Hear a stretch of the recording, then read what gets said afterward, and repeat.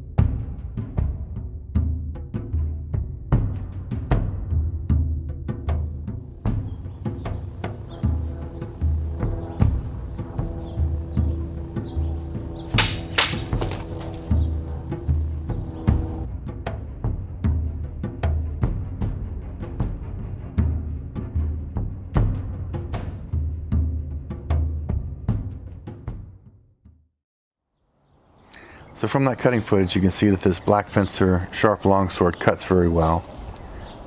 The edge on this longsword from Black Fencer is offered in either sharp or polished. Typically, swords, you can buy them either sharp or unsharpened, but polished in this case means that they do the final step of bringing it up to shaving sharp, which is nice to see that option being offered because you don't often see that. But I have not sharpened this sword, and RJ hasn't sharpened it. This is how it came from Black Fencer.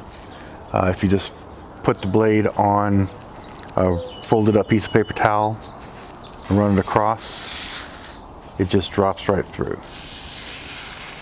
So this is a very sharp edge right out of the box.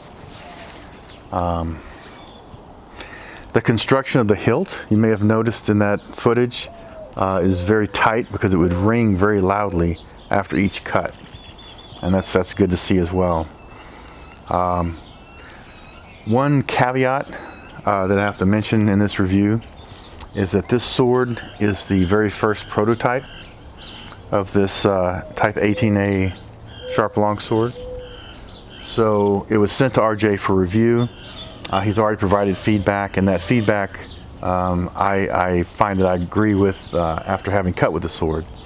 And basically that is that the profile tapers very aggressively, almost more like a Type 15A than a Type 18A. So I've already talked to Black Fencer and RJ, and they say that what's going to happen is they're going to make the cutting portion of the blade wider. So basically it'll taper more slowly through here when forming the point to have a broader cutting section.